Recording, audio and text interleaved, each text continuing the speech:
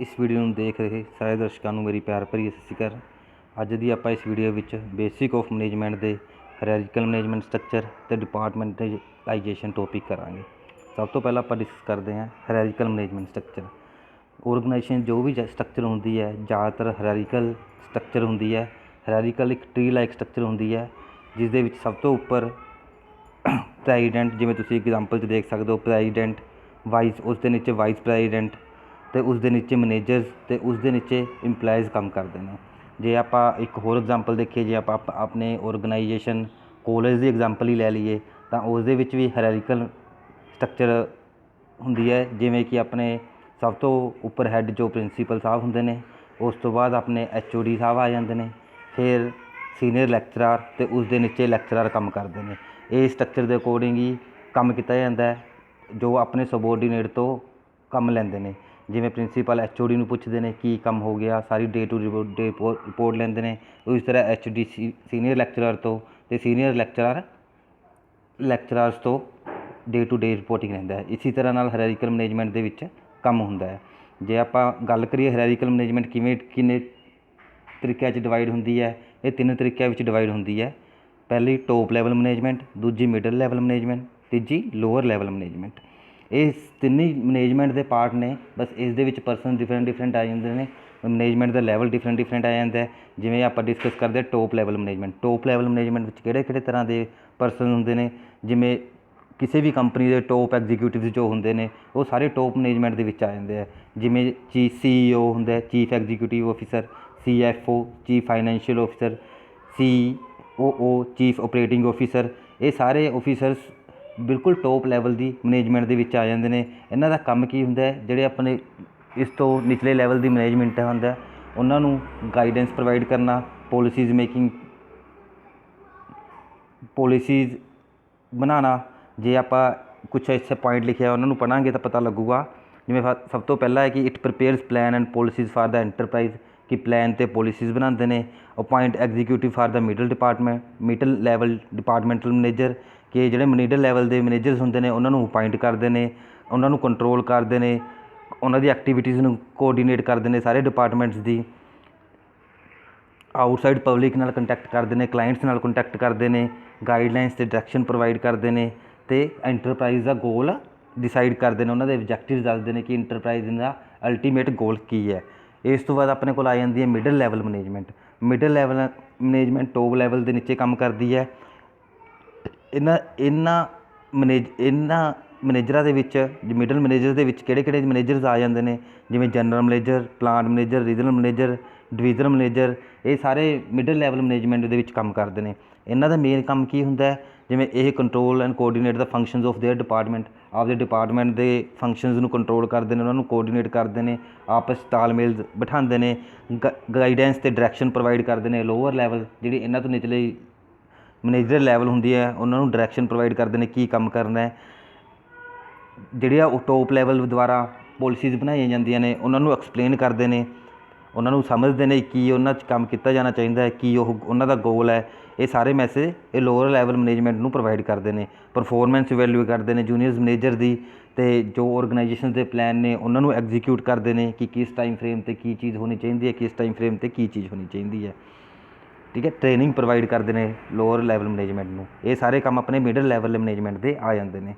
इस तो बाद सब तो नीचे जो मैनेजमेंट होंगी है वो आप लोअर लैवल मैनेजमेंट होंगी है, उन्होंने आप फस्ट लाइन मैनेजर्स भी बोल दें या सुपरवाइजर्स भी बोल दें।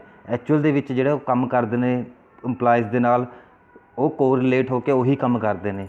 वो सारा गाइडेंस उन्होंने प्रोवाइड करते हैं कि एक्चुअल च अपने करना काम, डेली एक्टिविटीज़ उन्होंने नोट करते हैं। उन्होंने इन्हां मैनेजर के जिमें मैनेजर आ जाते हैं, उन्होंने कुछ एग्जाम्पल्स ने, जिमें office manager, shift supervisor, departmental manager, 4 person, crew leader, store manager. ये सारे लोअर लैवल मैनेजमेंट की एग्जाम्पल्स ने। इन्हों का मेन काम की होंगे कि वर्करस को ट्रेनिंग प्रोवाइड करना, जोड़े इन्होंने नीचे इंपलाइज होंगे ने उन्होंने ट्रेनिंग प्रोवाइड करना, मशीनरी मटीरियल टूल्स आदि अरेंज करना, जो भी इंपलाइज को चाहिए वो सारा अरेंज करके देंगे ने। रिपोर्ट्स प्रिपेयर करते हैं, वर्करस की परफॉर्मेंस को इवैल्यूएट करते हैं, डिसिपलिन क्रिएट करके रखते हैं, वेंडर्स नाल कंटैक्ट करते हैं, वर्करस की कोई जो प्रॉब्लम हो उन्होंने सोल्व करते हैं, ਜੋਬ ਸਾਈਨ ਕਰਦੇ ਨੇ, ਟਾਸਕ ਸਾਈਨ ਕਰਦੇ ਨੇ ਵੇਰੀਅਸ ਵਰਕਰ ਨੂੰ, ਉਹਨਾਂ ਦੇ ਅਕੋਰਡਿੰਗਲੀ ਜੋ ਉਹਨਾਂ ਦਾ ਕੰਮ ਹੁੰਦਾ ਹੈ। ਗਾਈਡ ਅਤੇ ਮੋਟੀਵੇਟ ਕਰਦੇ, ਜੋ ਸਭ ਤੋਂ ਜ਼ਰੂਰੀ ਪਾਰਟ ਹੁੰਦਾ ਗਾਈਡੈਂਸ ਦਾ ਅਤੇ ਮੋਟੀਵੇਸ਼ਨ ਦਾ। ਉਸ ਤੋਂ ਬਾਅਦ ਵਰਕਰਸ ਨਾਲ ਕਮਿਊਨੀਕੇਸ਼ਨ ਵੀ ਰੱਖਦੇ ਨੇ, ਅਤੇ ਜੋ ਵੀ ਪ੍ਰੋਡਕਟ ਪ੍ਰੋਡਿਊਸ ਹੁੰਦਾ ਉਹਨਾਂ ਦੀ ਕੁਆਲਿਟੀ ਦੀ ਰਿਸਪੋਂਸੀਬਿਲਿਟੀ ਇਹਨਾਂ ਮੈਨੇਜਰਸ ਦੇ ਉੱਪਰ ਹੀ ਹੁੰਦੀ ਹੈ। ਇਹ 3 ਤਰ੍ਹਾਂ ਦੇ ਆਪਣੀ ਮੈਨੇਜਮੈਂਟ ਨੇ, ਟੋਪ, ਮਿਡਲ ਅਤੇ ਲੋਅਰ ਲੈਵਲ। ਇਹ ਹਾਇਰਾਰਕੀਕਲ ਮੈਨੇਜਮੈਂਟ ਸਟਰਕਚਰ ਦਾ ਸਾਰਾ ਪਾਰਟ ਹੈ। ਇਸ ਤੋਂ ਅਗਲਾ ਜਿਹੜਾ ਟੋਪਿਕ ਹੈ ਉਹ ਆਪਾਂ ਕਰਾਂਗੇ ਡਿਪਾਰਟਮੈਂਟਲਾਈਜੇਸ਼ਨ। ਡਿਪਾਰਟਮੈਂਟਲਾਈਜੇਸ਼ਨ ਦਾ ਕੀ ਹੈ ਕਿ ਆਪਾਂ ਵੇਰੀਅਸ ਡਿਪਾਰਟਮੈਂਟ ਕ੍ਰੀਏਟ ਕਰ ਦਿੰਦੇ ਹਾਂ ਹਰ ਇੱਕ ਔਰਗਨਾਈਜੇਸ਼ਨ ਦੇ, ਜਿਹਦੇ ਨਾਲ ਕਿ ਆਪਣਾ ਕੰਮ ਆਸਾਨ ਹੋ ਜਾਂਦਾ। ਇੱਕ ਅਲੱਗ-ਅਲੱਗ ਮੋਡਿਊਲਸ ਬਣ ਜਾਂਦੇ ਨੇ, ਅਲੱਗ-ਅਲੱਗ ਡਿਪਾਰਟਮੈਂਟ ਬਣਦੇ ਨੇ, ਅਤੇ ਹਰ ਇੱਕ ਡਿਪਾਰਟਮੈਂਟ ਆਪਦੇ ਕੰਮ ਲਈ ਰਿਸਪੋਂਸੀਬਲ ਹੁੰਦਾ। ਇਸ ਕਰਕੇ ਇਸ ਨੂੰ ਡਿਪਾਰਟਮੈਂਟਲਾਈਜੇਸ਼ਨ ਪ੍ਰੋਸੈਸ ਦੇ ਵਿੱਚ ਕੰਮ ਨੂੰ ਛੋਟਾ ਕਰਕੇ ਅਤੇ ਉਹਨੂੰ ਵਧੀਆ ਢੰਗ ਨਾਲ ਕੀਤਾ ਜਾ ਸਕਦਾ। ਹੁਣ 2 ਤਰ੍ਹਾਂ ਦੀ ਡਿਪਾਰਟਮੈਂਟਾਈਜੇਸ਼ਨ ਅਪਰੋਚ ਨੇ। ਇੱਕ ਹੁੰਦੀ ਹੈ ਫੰਕਸ਼ਨਲ ਡਿਪਾਰਟਮੈਂਟਲਾਈਜੇਸ਼ਨ, ਇੱਕ ਹੁੰਦੀ ਹੈ ਪ੍ਰੋਡਕਟ ਡਿਪਾਰਟਮੈਂਟਲਾਈਜੇਸ਼ਨ। ਫੰਕਸ਼ਨਲ ਡਿਪਾਰਟਮੈਂਟ ਦੇ ਵਿੱਚ ਕੀ ਆਪਾਂ ਫੰਕਸ਼ਨ ਨੂੰ ਡਿਪਾਰਟਮੈਂਟਾਈਜ਼ ਕਰਦੇ ਹਾਂ ਕਿ ਜਿਹੜੀਆਂ ਐਕਟੀਵਿਟੀਜ਼ ਨੇ ਅਤੇ ਉਹਨਾਂ ਦੇ ਜੋ ਕਾਮਨ ਫੰਕਸ਼ਨ ਹੈ ਉਹਨਾਂ ਦਾ ਇੱਕ ਡਿਪਾਰਟਮੈਂਟ ਬਣਾ ਦਿੰਦੇ ਆ। ਕਿਸੇ ਇੱਕ ਡਿਪਾਰਟਮੈਂਟ ਦੇ ਜਿਹੜੇ ਕਾਮਨ ਫੰਕਸ਼ਨ ਹੈ ਅਲੱਗ-ਅਲੱਗ ਥਾਵਾਂ 'ਤੇ ਹੈ, ਉਹਨਾਂ ਦਾ ਇੱਕ ਡਿਪਾਰਟਮੈਂਟ ਬਣ ਜਾਂਦਾ। ਜਿਵੇਂ ਰਿਸਰਚ ਔਰਗਨਾਈਜ਼ 'ਚ ਕਿਵੇਂ ਗਰੁੱਪਿੰਗ ਕਰਦੇ ਆ, ਇੱਕ ਰਿਸਰਚ ਦੀ ਹੋ ਸਕਦੀ ਹੈ, ਪ੍ਰੋਡਕਸ਼ਨ ਦੀ ਹੋ ਸਕਦੀ ਹੈ, ਐਗਰੀਕਲਚਰ ਇੰਜੀਨੀਅਰਿੰਗ ਦੀ ਹੋ ਸਕਦੀ ਹੈ, ਰੂਰਲ ਮਾਰਕੀਟਿੰਗ ਦੀ ਹੋ ਸਕਦੀ ਹੈ, ਐਡਮਿਨਿਸਟ੍ਰੇਸ਼ਨ ਦੀ ਹੋ ਸਕਦੀ ਹੈ। ਇਹ ਅਲੱਗ-ਅਲੱਗ ਤਰ੍ਹਾਂ ਦੇ ਡਿਪਾਰਟਮੈਂਟ ਬਣ ਸਕਦੇ ਨੇ ਫੰਕਸ਼ਨਲ ਡਿਪਾਰਟਮੈਂਟਾਈਜੇਸ਼ਨ ਵਿੱਚ। ਅਤੇ ਦੂਸਰਾ ਜਿਹੜਾ ਹੈਗਾ ਪ੍ਰੋਡਕਟ ਡਿਪਾਰਟਮੈਂਟਲਾਈਜੇਸ਼ਨ, ਇਹਦੇ ਵਿੱਚ ਜਿਹੜਾ ਆਪਣਾ ਸਟ੍ਰੈਸ ਦਿੱਤਾ ਜਾਂਦਾ ਉਹ grouping of job and activities that are associated with a specific product. ਕਿਸੇ ਪਰਟੀਕੂਲਰ ਪ੍ਰੋਡਕਟ ਦੇ ਨਾਲ ਜਿਹੜੀਆਂ ਜੋਬਸ ਅਤੇ ਐਕਟੀਵਿਟੀ ਐਸੋਸੀਏਟ ਹੁੰਦੀਆਂ ਨੇ, ਉਹ ਉਹਨਾਂ ਦੇ ਨਾਲ ਆਪਾਂ ਪ੍ਰੋਡਕਟ ਡਿਪਾਰਟਮੈਂਟਸ ਨੂੰ ਕ੍ਰੀਏਟ ਕਰਦੇ ਆ। ਇਹ ਜ਼ਿਆਦਾ ਇਫੈਕਟਿਵ ਹੁੰਦੇ ਨੇ। ਇਹਦੇ ਪ੍ਰੋਡਕਟਸ ਦੇ ਵਿੱਚ ਜੋ ਵੀ ਉਹਦੀ ਪਰਫੋਰਮੈਂਸ ਹੁੰਦੀ ਹੈ ਅਤੇ ਪ੍ਰੋਡਕਟ ਬਾਰੇ ਸਾਰਾ ਕੁਛ ਇਹਨਾਂ ਡਿਪਾਰਟਮੈਂਟ ਦੇ ਥਰੂ ਹੀ ਦੇਖਿਆ ਜਾਂਦਾ।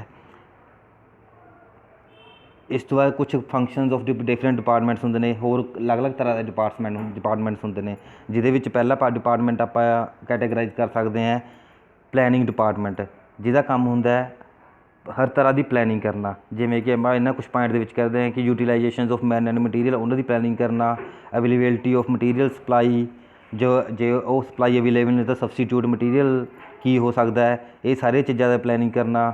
ਕੁਆਲਿਟੀ ਆਫ ਮਟੀਰੀਅਲ, ਜੋ ਵੀ ਕੁਆਲਿਟੀ ਚਾਹੀਦੀ ਹੈ ਉਹਦੀ ਪਲੈਨਿੰਗ ਕਰਨਾ, ਕਿਸ ਤਰ੍ਹਾਂ ਦਾ ਆਪਾਂ ਪ੍ਰੋਡਕਟ ਤਿਆਰ ਕਰਨਾ, ਕਿਸ ਤਰ੍ਹਾਂ ਦੀ ਕੁਆਲਿਟੀ ਹੈ, ਅਤੇ ਮਟੀਰੀਅਲ ਕੋਈ ਵੇਸਟ ਨਾ ਹੋਵੇ, ਕਿ ਮੈਕਸੀਮਮ ਯੂਟੀਲਾਈਜੇਸ਼ਨ ਹੋ ਸਕੇ ਮਟੀਰੀਅਲ ਦੀ, ਉਸ ਚੀਜ਼ ਦੀ ਪਲੈਨਿੰਗ ਕਰਨਾ। ਪਰਚੇਜਿੰਗ, ਇਸ਼ੂਇੰਗ, ਸਟੋਰਿੰਗ ਆਫ ਮਟੀਰੀਅਲ, ਕਿਵੇਂ ਪਰਚੇਜ਼ ਕਰਨਾ ਹੈ, ਕਿ ਕਿਹਨੂੰ ਇਸ਼ੂ ਕਰਨਾ ਹੈ ਅਤੇ ਕਿੱਥੇ ਸਟੋਰ ਕਰਨਾ ਹੈ, ਇਹ ਸਾਰੇ ਪਲੈਨਿੰਗ ਡਿਪਾਰਟਮੈਂਟ ਦੇ ਕੰਮ ਆ ਜਾਂਦੇ ਨੇ। ਦੂਸਰਾ ਆ ਜਾਂਦਾ ਕਿ ਪਲੈਨਿੰਗ ਤੋਂ ਬਾਅਦ ਆਪਣੀ ਪ੍ਰੋਡਕਸ਼ਨ ਸ਼ੋਪ, ਜਿਹੜੀ ਜਿੱਥੇ ਕਿ ਆਪਣੀ ਐਕਚੁਅਲ ਪ੍ਰੋਡਕਸ਼ਨ ਹੁੰਦੀ ਹੈ, ਐਕਚੁਅਲ ਪ੍ਰੋਡਕਟ ਤਿਆਰ ਹੁੰਦਾ। ਉਹਦੇ ਵਿੱਚ ਕੀ ਹੁੰਦਾ ਇਸ ਡਿਪਾਰਟਮੈਂਟ ਦੇ ਵਿੱਚ, ਉਹ ਗੁੱਡਸ ਪ੍ਰੋਡਿਊਸ ਕਰਦੇ ਨੇ, ਜਿਹੜੀ ਕੁਆਲਿਟੀ ਦੀ ਰਿਕੁਆਇਰਡ ਕੁਆਲਿਟੀ ਦੇ ਗੁੱਡਸ, ਜਿਹੜਾ ਜਿਸ ਹਿਸਾਬ ਨਾਲ ਆਪਣਾ ਕੋਸਟ ਰੱਖੀ ਹੁੰਦੀ ਹੈ, ਜਿਸ ਕੁਆਲਿਟੀ ਦੀ ਆਪਾਂ ਗੁੱਡਸ ਪ੍ਰੋਡਿਊਸ ਕਰ ਰਹੇ ਹਾਂ ਉਸ ਕੁਆਲਿਟੀ ਦੀਆਂ ਸਾਰੀਆਂ ਗੁੱਡਸ ਪ੍ਰੋਡਿਊਸ ਕਰਦੇ ਨੇ। ਵੇਸਟੇਜ ਨੂੰ ਮਿਨੀਮਾਈਜ਼ ਕਰਦੇ ਨੇ। ਸਕ੍ਰੈਪ ਐਂਡ ਰਿਜੈਕਸ਼ਨ, ਕੋਈ ਸਕ੍ਰੈਪ ਹੈ ਉਹਦਾ ਕੋਈ ਰਿਜੈਕਟ ਕਰਨਾ ਹੈ, ਉਹ ਚੀਜ਼ ਸਾਰਾ ਦੇਖਦੇ ਨੇ ਕਿ ਕਿਹੜਾ ਪ੍ਰੋਡਕਟ ਵਧੀਆ ਹੈ। ਪ੍ਰੋਡਕਟ ਜੋ ਤਿਆਰ ਕਰਨਾ ਉਹ ਇਨ ਟਾਈਮ ਤਿਆਰ ਹੋ ਰਿਹਾ ਕਿ ਨਹੀਂ ਹੋ ਰਿਹਾ, ਇਹ ਪ੍ਰੋਡਕਸ਼ਨ ਸ਼ੋਪ ਸਾਰਾ ਦੇਖਦੀ ਹੈ।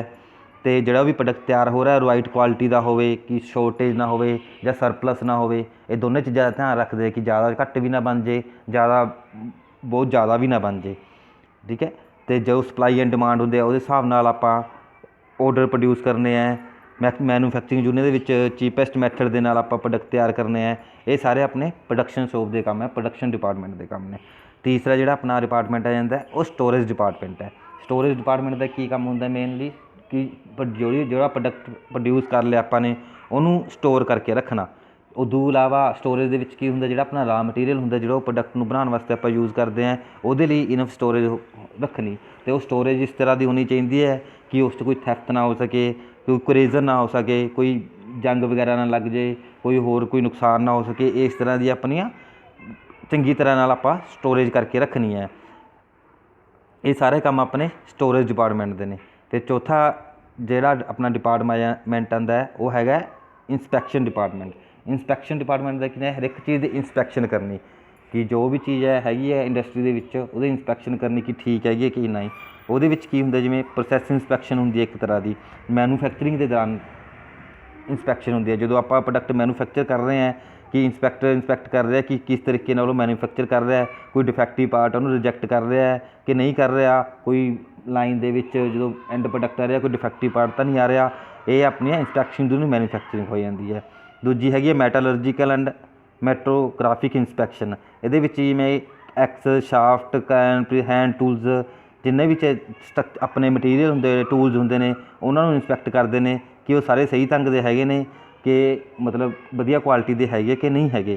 ਫਿਰ ਜਦੋਂ ਫਿਨਿਸ਼ਡ ਪਾਰਟ ਇੰਸਪੈਕਸ਼ਨ, ਆਪਣੀ ਫਿਨਿਸ਼ਡ ਪਾਰਟ ਇੰਸਪੈਕਸ਼ਨ ਦੇ ਵਿੱਚ ਕੀ ਕਰਦੇ ਆਪਾਂ, ਜਦੋਂ ਆਪਣੇ ਪਾਰਟ ਸਾਰੇ ਬਣ ਜਾਂਦਾ ਉਸ ਤੋਂ ਬਾਅਦ ਦੇਖਦੇ ਕਿ ਪ੍ਰੋਡਕਟ ਬਿਲਕੁਲ ਸਹੀ ਹੈ, ਕੋਈ ਡਿਫੈਕਟਿਵ ਤਾਂ ਨਹੀਂ ਹੈਗਾ, ਅਤੇ ਪੈਕੇਜ ਤੋਂ ਪਹਿਲਾਂ ਉਹਨਾਂ ਸਾਰਿਆਂ ਨੂੰ ਰਿਮੂਵ ਕਰਨਾ ਡਿਫੈਕਟਿਵ ਪਾਰਟ ਨੂੰ। ਫਿਰ ਟੋਟਲ ਇੰਸਪੈਕਸ਼ਨ ਕਰਦੇ ਨੇ ਕਿ ਉਸ ਤੋਂ ਬਾਅਦ ਸਾਰੇ ਟੂਲਸ, ਕਟਿੰਗ ਟੂਲਸ ਜਿਹੜੇ ਹੈਗੇ ਨੇ, ਪਰਫੋਰਮੈਂਸ ਟੈਸਟਿੰਗ ਕਰਦੇ ਨੇ ਸਾਰੇ ਦੀ। ਇਹ ਸਾਰੀ ਟੋਟਲ ਇੰਸਪੈਕਸ਼ਨ ਜਾਂਦੀ ਹੈ। ਮਤਲਬ ਇੰਸਪੈਕਸ਼ਨ ਦੇ ਵਿੱਚ ਤੁਸੀਂ ਹਰ ਤਰ੍ਹਾਂ ਦੀ ਇੰਸਪੈਕਸ਼ਨ ਲਿਖੋਗੇ ਥਰੂ। ਜਦੋਂ ਰਾ ਮਟੀਰੀਅਲ ਆ ਜਾਂਦਾ ਉਦੋਂ ਤਾਂ ਮੈਨੂਫੈਕਚਰਿੰਗ ਹੁੰਦੀ ਹੈ, ਪ੍ਰੋਡਕਟ ਫਿਨਿਸ਼ ਹੋ ਜਾਂਦਾ ਹੈ, ਅਤੇ ਹਰ ਇੱਕ ਟੂਲ ਵਗੈਰਾ ਦੀ ਸਾਰੀ ਇੰਸਪੈਕਸ਼ਨ ਇਹ ਇੰਸਪੈਕਸ਼ਨ ਡਿਪਾਰਟਮੈਂਟ ਕਰਦਾ ਹੈ। ਅਤੇ ਫਿਫਥ ਆਪਣਾ ਜਿਹੜਾ ਆ ਜਾਂਦਾ ਸੇਲਸ ਡਿਪਾਰਟਮੈਂਟ। ਜਦੋਂ ਆਪਣੇ ਕੋਲ ਹੁਣ ਪ੍ਰੋਡਕਟ ਤਿਆਰ ਹੋ ਗਿਆ, ਉਸ ਤੋਂ ਬਾਅਦ ਆਪਾਂ ਨੂੰ ਉਸ ਪ੍ਰੋਡਕਟ ਨੂੰ ਸੇਲ ਵੀ ਕਰਨਾ ਤਾਂ ਉਹ ਸਾਰੀ ਰਿਸਪੋਂਸੀਬਿਲਿਟੀ ਸੇਲ ਡਿਪਾਰਟਮੈਂਟ ਦੀ ਆ ਜਾਂਦੀ ਹੈ। ਕਿ ਮਾਰਕੀਟ ਐਨਾਲਾਈਜ਼ ਕਰਨੀ, ਕਿ ਪ੍ਰੋਡਕਟ ਕਿੰਨਾ ਡਿਮਾਂਡ 'ਚ ਹੈ, ਕਿੰਨਾ ਚਾਹੀਦਾ ਆਪਾਂ ਨੂੰ, ਕਿੰਨਾ ਪ੍ਰੋਡਿਊਸ ਕਰਨਾ ਚਾਹੀਦਾ ਹੈ, ਇਹ ਸੇਲਸ ਡਿਪਾਰਟਮੈਂਟ ਦੇਖਦਾ ਹੈ। ਐਕਸੈਸ ਕਰਦਾ ਹੈ ਡਿਫਰੈਂਟ ਏਰੀਆ ਦੀ ਪਰਚੇਜ਼ਿੰਗ ਪਾਵਰ, ਕਿ ਕਿੱਥੇ ਆਪਣਾ ਸਮਾਨ ਵਿਕ ਸਕਦਾ ਹੈ। ਠੀਕ ਹੈ। ਸਾਈਕੋਲੋਜੀਕਲੀ ਚੈੱਕ ਕਰਦਾ ਕਸਟਮਰਸ ਨੂੰ ਕਿ ਕੀ ਚਾਹੁੰਦੇ ਨੇ ਉਹ, ਮਾਰਕੀਟ ਨੂੰ ਸਟੱਡੀ ਕਰਦਾ ਹੈ, market requirement and sales forecasting ਕਰਦਾ ਹੈ। ਆਲਰੇਡੀ ਜਿਹੜੇ ਮਾਰਕੀਟ ਦੇ ਵਿੱਚ ਪ੍ਰੋਡਕਟ ਨੇ ਆਪਣੀ ਤਰ੍ਹਾਂ ਦੇ, ਉਹਨਾਂ ਦੀ ਸਰਚ ਕਰਦਾ ਕਿ ਇਸ ਪ੍ਰੋਡਕਟ ਕਿੰਨੇ ਕੁ ਕੰਪੀਟੀਸ਼ਨ ਹੈ ਮਾਰਕੀਟ ਦੇ ਵਿੱਚ, ਉਸ ਚੀਜ਼ ਨੂੰ ਦੇਖਦਾ ਹੈ। Sales staff requirement, training of salesman ਨੂੰ ਟ੍ਰੇਨਿੰਗ ਦਿੰਦਾ ਹੈ ਕਿ ਕਿਸ ਤਰ੍ਹਾਂ ਪ੍ਰੋਡਕਟ ਵੇਚਣਾ ਹੈ। ਠੀਕ ਹੈ। ਉਹ ਸਾਰੀ ਇਹ ਪ੍ਰੋਡਕਟ ਆਪਣੀ ਸੇਲਸ ਡਿਪਾਰਟਮੈਂਟ ਦੀ ਰਿਸਪੋਂਸੀਬਿਲਿਟੀ ਆ ਜਾਂਦੀ ਹੈ। ਇਹਦੇ ਵਿੱਚ ਕੁਛ ਹੋਰ ਜਿਵੇਂ ਕੰਮ ਆ ਜਾਂਦੇ ਨੇ, ਅਟਰੈਕਟਿਵ ਪੈਕਿੰਗ ਨੂੰ ਧਿਆਨ ਰੱਖਦਾ ਸੇਲਸ ਡਿਪਾਰਟਮੈਂਟ ਕੀ ਹੈ, ਪੈਕਿੰਗ ਕਿਹੋ ਜਿਹੀ ਹੋਣੀ ਚਾਹੀਦੀ ਹੈ ਪ੍ਰੋਡਕਟ ਨੂੰ ਜੋ ਕਿ ਕਸਟਮਰ ਨੂੰ ਅਟਰੈਕਟਿਵ ਹੈ। ਕੋਈ ਵੀ ਟੈਕਨੀਕਲ ਐਡਵਾਈਸ ਹੋਵੇ ਜਾਂ ਸਰਵਿਸ ਕਸਟਮਰ ਨੂੰ ਹੋਵੇ, ਉਹ ਸੇਲਸ ਡਿਪਾਰਟਮੈਂਟ ਦੇਖਦਾ ਹੈ। ਠੀਕ ਹੈ। ਨਿਊ ਮਾਰਕੀਟ ਰਿਸਰਚ ਕਰਦਾ ਹੈ, ਪੋਸੀਬਿਲਿਟੀ ਆਫ ਐਕਸਪੋਰਟਸ, ਜੇ ਆਪਾਂ ਬਾਹਰ ਵੀ ਭੇਜਣਾ ਆਪਣਾ ਪ੍ਰੋਡਕਟ ਉਹਦੀ ਪੋਸੀਬਿਲਿਟੀਜ਼ ਕਰਦਾ ਹੈ, ਅਤੇ ਸੇਲਸ ਰਿਕਾਰਡ ਮੇਨਟੇਨ ਕਰਦਾ ਹੈ। ਇਹ ਸਾਰੇ ਜੋ ਕੰਮ ਹੈ ਸੇਲਸ ਡਿਪਾਰਟਮੈਂਟ ਦੇ ਵਿੱਚ ਆ ਜਾਂਦੇ ਨੇ। ਇਸ ਤੋਂ ਬਾਅਦ ਜੋ ਆਪਣਾ ਟੋਪਿਕ ਹੈ ਉਹ ਹੈਗਾ ਲਾਸਟ, ਕਿ ਐਡਵਾਂਟੇਜ ਆਫ ਡਿਪਾਰਟਮੈਂਟਲਾਈਜੇਸ਼ਨ, ਕਿ ਐਡਵਾਂਟੇਜ ਕੀ ਨੇ ਡਿਪਾਰਟਮੈਂਟ ਕੀ, ਜੋ ਆਪਾਂ ਡਿਪਾਰਟਮੈਂਟਸ ਕ੍ਰੀਏਟ ਕਰਤੇ ਉਹਦੇ ਐਡਵਾਂਟੇਜ ਕੀ ਨੇ। ਸਭ ਤੋਂ ਪਹਿਲਾਂ ਜਿਵੇਂ ਐਡਵਾਂਟੇਜ ਆ ਜਾਂਦੀ ਹੈ ਸਪੈਸ਼ਲਾਈਜੇਸ਼ਨ, ਕਿ ਡਿਪਾਰਟਮੈਂਟ ਦੇ ਵਿੱਚ ਜਦੋਂ ਆਪਾਂ ਡਿਪਾਰਟਮੈਂਟ ਕਿ ਹਰ ਇੱਕ ਬੰਦਾ ਡਿਫਰੈਂਟ ਡਿਪਾਰਟਮੈਂਟ ਦੇ ਵਿੱਚ ਪਰਫੋਰਮ ਕਰਦਾ ਹੈ। ਜਿਵੇਂ ਮਾਰਕੀਟ ਡਿਪਾਰਟਮੈਂਟ ਹੈ ਤਾਂ ਉਹਦੇ ਮਾਰਕੀਟਿੰਗ ਵਾਲੇ ਬੰਦੇ ਸਪੈਸ਼ਲਾਈਜ਼ਡ ਬੰਦੇ ਹੁੰਦੇ ਨੇ, ਅਤੇ ਸਾਰਾ ਕੁਛ ਉਹਨਾਂ ਨੂੰ ਪਤਾ ਹੁੰਦਾ ਉਸ ਚੀਜ਼ ਦੇ ਬਾਰੇ, ਤਾਂ ਸਪੈਸ਼ਲਾਈਜੇਸ਼ਨ ਹੋ ਜਾਂਦੀ ਹੈ ਇਹਦੇ ਨਾਲ ਇੱਕ। ਫਿਰ ਫੈਸਿਲਿਟਿੰਗ ਫਿਕਸਿੰਗ ਰਿਸਪੋਂਸੀਬਿਲਿਟੀ, ਕਿ ਰਿਸਪੋਂਸੀਬਿਲਿਟੀ ਫਿਕਸ ਹੋ ਜਾਂਦੀ ਹੈ। ਜਿਵੇਂ ਕਿ ਜੇ ਕੋਈ ਸੇਲਸ ਡਿਪਾਰਟਮੈਂਟ ਦਾ ਕੰਮ ਹੈ ਤਾਂ ਉਹਦੀ ਸੇਲਸ ਦੀ ਸਾਰੀ ਰਿਸਪੋਂਸੀਬਿਲਿਟੀ ਸੇਲਸ ਡਿਪਾਰਟਮੈਂਟ ਉੱਤੇ ਹੋ ਜਾਂਦੀ ਹੈ। ਜੇ ਕੋਈ ਮਿਸਟੇਕ ਹੁੰਦੀ ਹੈ ਤਾਂ ਉਸ ਦੀ ਰਿਸਪੋਂਸੀਬਿਲਿਟੀ ਵੀ ਉਸੇ ਡਿਪਾਰਟਮੈਂਟ 'ਤੇ, ਸੇਲਸ ਡਿਪਾਰਟਮੈਂਟ 'ਤੇ ਆਊਗੀ। ਇਸ ਕਰਕੇ ਆਪਣੀ ਰਿਸਪੋਂਸੀਬਿਲਿਟੀਜ਼ ਫਿਕਸ ਹੋ ਜਾਂਦੀ ਹੈ, ਜਿਸ ਦੇ ਨਾਲ ਕਿ ਵਧੀਆ ਆਊਟਪੁੱਟ ਨਿਕਲਦੀ ਹੈ ਆਪਣੀ। ਫਿਰ ਤੀਸਰਾ ਆ ਜਾਂਦਾ ਪਰਫੋਰਮੈਂਸ ਅਪਰੇਜ਼ਲ, ਕਿ ਜਿਵੇਂ ਜਿਵੇਂ ਆਪਣੇ ਡਿਪਾਰਟਮੈਂਟਸ ਹੁੰਦੇ ਨੇ, ਹਰੇਕ ਡਿਪਾਰਟਮੈਂਟ ਦੇ ਵਿੱਚ ਉਹਨਾਂ ਦੀ ਪਰਫੋਰਮੈਂਸ ਨੂੰ ਵੇਲੇ ਕੀਤਾ ਜਾਂਦਾ ਹੈ, ਤਾਂ ਆਪਣੇ ਨਾਲ ਦੇ ਕੋਲੀਗਸ ਨਾਲ ਉਹ ਕੰਪੀਟੀਸ਼ਨ ਹੁੰਦਾ, ਜਿਸ ਦੇ ਨਾਲ ਉਹ ਵੱਧ ਤੋਂ ਵੱਧ ਪਰਫੋਰਮ ਕਰਦੇ ਨੇ। ਇਹ ਇੱਕ ਫਾਇਦਾ ਹੋ ਜਾਂਦਾ। ਫਿਰ ਚੌਥਾ ਜਿਵੇਂ ਪੁਆਇੰਟ ਆ ਜਾਂਦਾ ਆਪਣੇ ਕੋਲ ਗਰੋਥ ਐਂਡ ਐਕਸਪੈਂਸ਼ਨ, ਕਿ ਡਿਪਾਰਟਮੈਂਟ ਨਾਲ ਕੀ ਹੁੰਦੇ ਕਿ ਆਪਾਂ ਜੋ ਡਿਪਾਰਟਮੈਂਟਸ ਕ੍ਰੀਏਟ ਕਰਾਂਗੇ ਉਹਦੇ ਨਾਲ ਹੀ ਆਪਣੀ ਐਕਸਪੈਂਸ਼ਨ ਕਰ ਸਕਦੇ ਆ, ਕਿ ਇੱਕ ਡਿਪਾਰਟਮੈਂਟ ਹੋਰ ਵਧਾਤਾ, ਵਿਦਆਊਟ ਡਿਪਾਰਟਮੈਂਟ ਨਾਲ ਆਪਣੀ ਗਰੋਨੇਸ਼ਨ ਗਰੋਥ ਐਕਸਪੈਂਡ ਨਹੀਂ ਕਰ ਸਕਦੀ, ਹਮੇਸ਼ਾ ਸਟੈਟਿਕ ਰਹਿ ਜੂਗੀ। ਇਸ ਕਰਕੇ ਆਪਾਂ ਨੂੰ ਡਿਫਰੈਂਟ ਡਿਪਾਰਟਮੈਂਟ ਬਣਾ ਕੇ ਡਿਫਰੈਂਟ ਕੰਮ ਕੀਤੇ ਜਾਂਦੇ ਨੇ। ਬੈਟਰ ਕੰਟਰੋਲ ਬੈਟਰ ਹੋ ਜਾਂਦਾ, ਕਿਉਂਕਿ ਪੂਰੀ ਔਰਗਨਾਈਜੇਸ਼ਨ ਨੂੰ ਕੋਈ ਵੀ ਇੱਕ ਬੰਦਾ ਚੰਗੀ ਤਰ੍ਹਾਂ ਨਾਲ ਨਹੀਂ ਦੇਖ ਸਕਦਾ। ਜਦੋਂ ਡਿਪਾਰਟਮੈਂਟ ਅਲੱਗ-ਅਲੱਗ ਹੋ ਜਾਂਦੀ ਹੈ ਤਾਂ ਉਹਨਾਂ ਦੀ ਰਿਸਪੋਂਸੀਬਿਲਿਟੀ ਡਿਸਾਈਡ ਹੋ ਜਾਂਦੀ, ਤਾਂ ਉਹ ਹਰ ਇੱਕ ਆਪਦੇ ਡਿਪਾਰਟਮੈਂਟ ਨੂੰ ਇੱਕ ਚੰਗੇ ਢੰਗ ਨਾਲ ਅਤੇ ਵਧੀਆ ਇਫੈਕਟਿਵਲੀ ਯੂਟੀਲਾਈਜ਼ ਕਰ ਸਕਦੇ ਨੇ ਰਿਸੋਰਸਿਸ ਨੂੰ। ਫਿਰ ਆ ਗਿਆ ਫੈਸਿਲਿਟੀ ਓਪਟੀਮਮ ਯੂਟੀਲਾਈਜੇਸ਼ਨ ਰਿਸੋਰਸ, ਜੋ ਮੈਂ ਪਹਿਲਾਂ ਹੀ ਦੱਸਿਆ ਕਿ ਰਿਸੋਰਸਿਸ ਨੂੰ ਓਪਟੀਮਮ ਯੂਟੀਲਾਈਜ਼ ਕਰ ਪਾਉਂਦੇ ਨੇ ਡਿਪਾਰਟਮੈਂਟ ਦੇ ਜੋ ਵੀ ਰਿਸੋਰਸਿਸ ਕਿਸ ਤਰ੍ਹਾਂ ਦੇ ਹੁੰਦੇ, ਜਿਵੇਂ ਮੈਨ, ਮਨੀ, ਮਟੀਰੀਅਲ, ਮੈਥਡ, ਇਹ ਸਾਰੇ ਰਿਸੋਰਸਿਸ ਨੇ, ਅਤੇ ਇਹ ਮੈਕਸੀਮਮ ਯੂਜ਼ ਦੇ ਵਿੱਚ ਆ ਜਾਂਦੇ ਨੇ ਡਿਪਾਰਟਮੈਂਟਾਈਜੇਸ਼ਨ ਨਾਲ। ਫਿਰ ਫੈਸਿਲਿਟੀ ਮੈਨੇਜਮੈਂਟ ਡਿਵੈਲਪਮੈਂਟ ਹੁੰਦੀ ਹੈ, ਕਿ ਅਲੱਗ-ਅਲੱਗ ਡਿਪਾਰਟਮੈਂਟ ਹੁੰਦੇ ਨੇ, ਉਸ ਦੇ ਵਿੱਚ ਅਲੱਗ-ਅਲੱਗ ਮੈਨੇਜਰ ਹੁੰਦੇ ਨੇ, ਡਿਸੀਜਨ ਮੇਕਿੰਗ ਆਪਦੇ ਡਿਪਾਰਟਮੈਂਟ ਦੀ ਹੁੰਦੀ ਹੈ, ਸਟ੍ਰੈਟਜੀਜ਼ ਬਣਦੀਆਂ ਨੇ, ਅਤੇ ਉਹਨਾਂ ਨਾਲ ਬਾਅਦ 'ਚ ਡਿਸਕਸ ਕਰਕੇ ਆਪਣੇ ਕੰਪਨੀ ਨੂੰ ਗਰੋਥ ਬਾਰੇ ਸੋਚਿਆ ਜਾ ਸਕਦਾ ਹੈ। ਇਸ ਕਰਕੇ ਆਪਣੇ ਕੋਲ ਮੈਨੇਜਮੈਂਟ ਵੀ ਜ਼ਿਆਦਾ ਹੋ ਜਾਂਦੀ ਹੈ ਇਸ ਨਾਲ। ਫਿਰ ਬੈਟਰ ਕਸਟਮਰ ਸਰਵਿਸਿਜ਼, ਜੋ ਡਿਪਾਰਟਮੈਂਟੇਸ਼ਨ ਹੁੰਦੀ ਤਾਂ ਕਸਟਮਰ ਸਰਵਿਸਿਜ਼ ਹੀ ਹੈ, ਕਿ ਉਹ ਹਰ ਇੱਕ ਡਿਪਾਰਟਮੈਂਟ ਨੇ ਆਪਦਾ ਦੇਖਣਾ, ਤਾਂ ਉਹ ਜਲਦੀ ਐਕਸੈਸ ਕਰ ਸਕਦੇ ਆ ਕਿ ਕੋਈ ਚੀਜ਼ ਕਿੱਥੇ ਪ੍ਰੋਬਲਮ ਹੈ, ਅਤੇ ਉੱਥੋਂ ਜਲਦੀ ਉਹਨਾਂ ਦਾ ਸਲਿਊਸ਼ਨ ਦੇ ਕੇ ਆਪਾਂ ਉਹਨਾਂ ਨੂੰ ਵੀ ਸੈਟਿਸਫਾਈ ਕਰ ਸਕਦੇ ਹਾਂ ਕਸਟਮਰ ਨੂੰ। ਥੈਂਕ ਯੂ ਵੀਡੀਓ ਦੇਖਣ ਲਈ।